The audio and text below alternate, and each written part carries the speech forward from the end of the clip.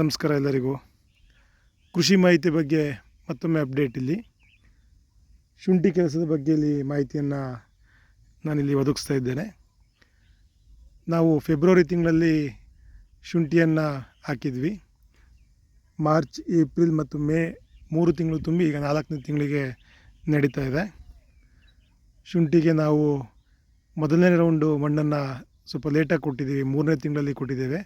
2.5 ತಿಂಗಳಿಗೇ ಮಣ್ಣು ಕೊಡಬೇಕಾಗಿತ್ತು, ಆದರೆ 3ನೇ ತಿಂಗಳು ನಾವು ಮಣ್ಣನ್ನು ಕೊಡ್ತಾಯಿದ್ದೇವೆ. ಶುಂಠಿಗೆ ಮಣ್ಣು ಕೊಡ್ತಾ ಇರೋವಂಥ ಕೆಲಸ ಮತ್ತು 2 ರೌಂಡು ಸ್ಪ್ರೇ ಆಗಿದೆ ಮತ್ತು 1 ರೌಂಡ್ ಗೊಬ್ಬರ ಆಗಿದೆ. ಈಗ ಮತ್ತೆ ಗೊಬ್ಬರ ಕೊಟ್ಟು ಮತ್ತೆ ಸ್ಪ್ರೇ ಮಾಡುವಂಥ ಕೆಲಸವನ್ನು ಮಾಡಬೇಕು. ಈ ಮಣ್ಣನ್ನು ಹಾಕ್ಸಿರುವಂಥ ಕೆಲಸದ ಬಗ್ಗೆ ನಿಮಗೆ ತೋರಿಸ್ತೇನೆ ನೋಡಿ.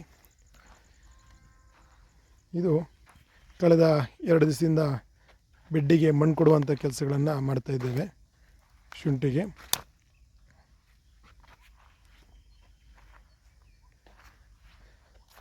ಅಡಿಕೆ ಗಿಡಗಳು, ಅದರಲ್ಲಿ ಮಧ್ಯದಲ್ಲಿ ಅಡಿಕೆ ಗಿಡಗಳನ್ನು ನಾವು 8-8ಕ್ಕೆ ಕಳೆದ ವರ್ಷ ಮೇ 28ರಂದು ನಾವು ನಾಟಿ ಮಾಡಿದ್ವಿ. ಈ 28 ಬಂದರೆ ವರ್ಷ ಆಗ್ತವೆ ಗಿಡಗಳು. ಶುಂಠಿ ಕೂಡ ಚೆನ್ನಾಗಿ ಕಂಡು ಹೊಡಿತಾ ಇದೆ. ಈಗ ನಮಗೆ ಗೊಬ್ಬರ ಮತ್ತು ಸ್ಪ್ರೇ ಕೊಡುವ ಮೂಲಕ ಕೆಲಸ ಮಾಡಿದ್ರೆ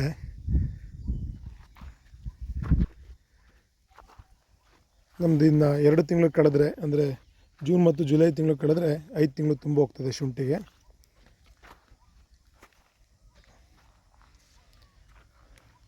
ಇದು 3 ತಿಂಗಳು ತುಂಬು 4ನೇ ತಿಂಗಳಿಗೆ ಬಿದ್ದಿದೆ ಇವಾಗ ನಮ್ಮ ಶುಂಠಿಗೆ.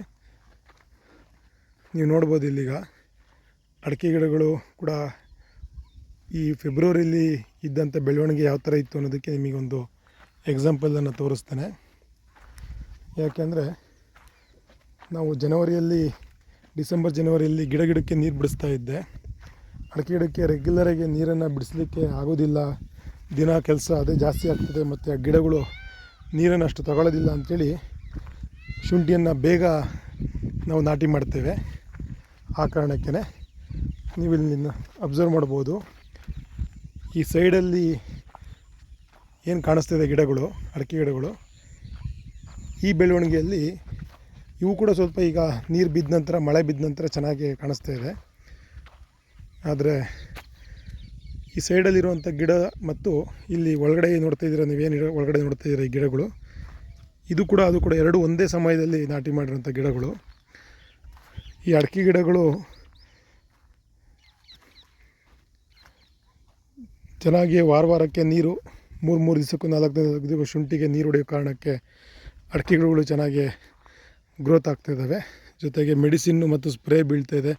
ಫರ್ಟಿಲೈಸರ್ಸ್ ಕೂಡ ಸ್ವಲ್ಪ ಅದಕ್ಕೆ ಬಿದ್ದಿರೋ ಕಾರಣ ತುಂಬ ಚೆನ್ನಾಗಿ ಗ್ರೋತ್ ಆಗ್ತಿದ್ದಾವೆ. ಈ ತೋಟದಲ್ಲಿ ನೆಡುವಾಗ ಏನಾಗ್ತದೆ ಅಂತಂದರೆ, ನೆರಳಿಗೆ ವಿಟಮಿನ್ ಡಿ ಇಲ್ಲದಲ್ಲೇ ಇರೋದ್ರಿಂದ ನೆರಳಲ್ಲಿ ಅವು ನೇರವಾಗಿ ಬೆಳ್ಕೊಂಡು ಹೋಗ್ಬಿಡ್ತವೆ ಅಡಿಕೆ ಗಿಡಗಳು. ನೋಡಿ, ಇದು ಓಪನ್ ಲ್ಯಾಂಡಲ್ಲಿ ಈ ಥರ ಗಿಡಗಳನ್ನು ನಾವು ಶುಂಠಿ ಹಾಕಿದಾಗ ಈ ಥರ ಬೆಳವಣಿಗೆ ನಾವು ನೋಡ್ಬೋದು. ಯಾಕೆಂದರೆ ಶುಂಠಿಗೆ ರೆಗ್ಯುಲರ್ ನಾವು ಕೆಲಸ ಮಾಡೋದ್ರಿಂದ ಈ ಥರದ ಒಂದು ಬೆಳವಣಿಗೆನ ನಾವು ಕಾಣಬಹುದು. ಅಡಿಕೆ ಗಿಡಗಳನ್ನು ಬರೀ ಅಡಿಕೆ ಗಿಡಗಳನ್ನೇ ಹಾಕಿದ್ರೆ ಈ ರೀತಿಯಾದ ಬೆಳವಣಿಗೆನ ನಾವು ನೋಡೋಕ್ಕಾಗೋದಿಲ್ಲ. ಕಾರಣ ಅಷ್ಟೇ, ಶುಂಠಿಗೆ ನಾವು ಒಂದು 6 ತಿಂಗಳು ಕೆಲಸ ಮಾತ್ರ ಮಾಡೋದರಿಂದ ಪ್ರತಿದಿನ ಕೂಡ ಅದಕ್ಕೆ ಕೇರ್ ಮಾಡ್ತಾ ಇರ್ತೀವಿ. ಈಗ ನೀವು ನೋಡ್ಬೋದು, ಇಲ್ಲಿ ಮಣ್ಣು ಹಾಕುವಂಥ ಕೆಲಸನೇ, ಬೆಡ್ಡಿಗೆ ಮಣ್ಣು ಹಾಕುವಂಥ ಕೆಲಸ ಇರ್ಬೋದು, ನೀರು ಕೊಡುವಂಥ ಕೆಲಸ ಇರ್ಬೋದು, ಡ್ರಿಪ್ಗಳು, ಪೈಪ್ಗಳನ್ನು ನಾವಿನ್ನೂ ಮೈಕ್ರೋಜೆಟ್ಗಳನ್ನು ಮಾಡಿಲ್ಲ. 40 ಅಡಿ ಉದ್ದಕ್ಕೆ ಫಿಕ್ಸೆಡ್ ಜೆಟ್ಗಳನ್ನು ಮಾಡಿದ್ದೇವೆ. ಕಾರಣ ಏನು ಅಂತಂದರೆ, ಮುಂದಕ್ಕೆ ನಾವು ಶುಂಠಿ ಕಿತ್ತ ನಂತರ ಈ ಜಾಗಕ್ಕೆ ನಾವು ತೋಟವನ್ನು, ಅಂದರೆ ಕಾಫಿ ಗಿಡಗಳನ್ನು ನೆಟ್ಟು ರೋಬಸ್ಟ ಗಿಡಗಳನ್ನು ನೆಡುವ ಮೂಲಕ ಕಂಟಿನ್ಯೂ ಮಾಡಲಿಕ್ಕೆ ಅಂತ. ಆ ಕಾರಣಕ್ಕೆ ಈ ಕಡಗಳನ್ನು ಅದೇ ರೀತಿ ಬಿಡ್ಕೊಳ್ಳಿಕ್ಕೆ ಯಾವುದೇ ರೀತಿಯ ಕಡಗಳನ್ನು ಮುಚ್ಚೋದಿಲ್ಲ. ಶುಂಠಿ ಕಿತ್ತ ನಂತರ ಇದೇ ಅಡಿಕೆ ಗಿಡದ ಜಾಗಕ್ಕೆ ಹಾಲ್ವನ್ ಗಿಡಗಳನ್ನು ಸೊಪ್ಪು ಉದುರಲಿಕ್ಕೆ, ಸ್ವಲ್ಪ ನೆರಳು ಬರಲಿಕ್ಕೆ, ಜೊತೆಗೆ ಕಾಫಿ ಗಿಡಗಳನ್ನು, ಅರೇಬಿಕಾ ಮತ್ತು ರೋಬಸ್ಟಗಳನ್ನು ಸ್ವಲ್ಪ ವರ್ಷದ ಸಮಯಕ್ಕೆ ಮಾಡ್ಕೊಳ್ತೇವೆ. ಅರೇಬಿಕಾ ಒಂದು 2 ವರ್ಷದಿಂದ 3 ವರ್ಷ 4 ವರ್ಷದ ತನಕ 2-3 ವರ್ಷ ಫಸಲು ಕುಯ್ಕೊಂಡು 2ನೇ ವರ್ಷಕ್ಕೆ ಫಸಲು ಬರ್ತದೆ. 3, 4, 5ನೇ ವರ್ಷ ಒಂದು 3 ವರ್ಷ ಫಸಲು ಕುಯ್ಕೊಂಡ ನಂತರ ನಾವು ರೋಬಸ್ಟ ಗಿಡಗಳನ್ನು ಮಾತ್ರ ಬಿಡ್ಕೊಂತೇವೆ. ಇದರಲ್ಲಿ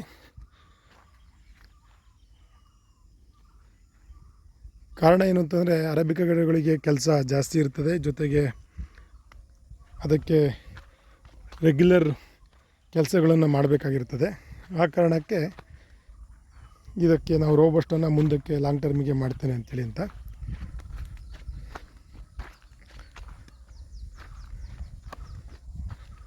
ಮಾಹಿತಿ ನಿಮಗೆ ಸಂಪೂರ್ಣವಾಗಿ ಸಿಗ್ತದೆ ಅಂತ ಭಾವಿಸ್ತಾ ಮತ್ತೊಮ್ಮೆ ಏನು ಹೇಳ್ತೇನೆ ಅಂತಂದರೆ, ನೀವು ಅಲ್ಲಿ ನೋಡ್ಬೋದು ದೂರದಲ್ಲಿ ಅದು 14 ವರ್ಷದ 12 ವರ್ಷದ 13 ವರ್ಷದ ಅಡಿಕೆ ಗಿಡಗಳು.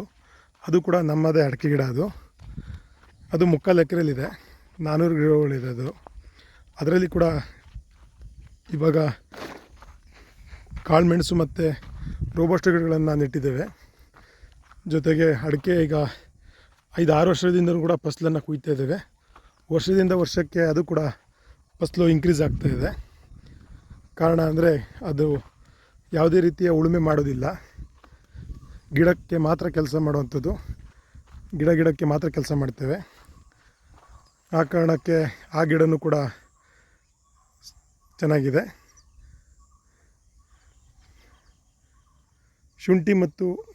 ಶುಂಠಿ ಜೊತೆಗೆ ಮಾಡುವಂಥ ಟೈಮಲ್ಲಿ ಕೆಲಸ ಮಾಡ್ತಿರುವಂಥ ಕೆಲಸದ ಮಾಹಿತಿನ ನಿಮಗೆ ತಿಳಿಸ್ತಾ, ಈ ಮಾಹಿತಿ ಎಲ್ಲರಿಗೂ ಲಭ್ಯ ಆಗಿದೆ ಅಂಥೇಳಿ ಹೆಚ್ಚಿನ ಶೇರ್ಗಳು ಮತ್ತು ಕಮೆಂಟ್ಗಳು ಮಾಡ್ತಾ ಈ ವಿಡಿಯೋನ ಶೇರ್ ಮಾಡಿ ಅಂಥೇಳಿ ಇಲ್ಲಿಗೆ ಈ ವಿಡಿಯೋನ ಕ್ಲೋಸ್ ಮಾಡ್ತೇನೆ. ಧನ್ಯವಾದಗಳು.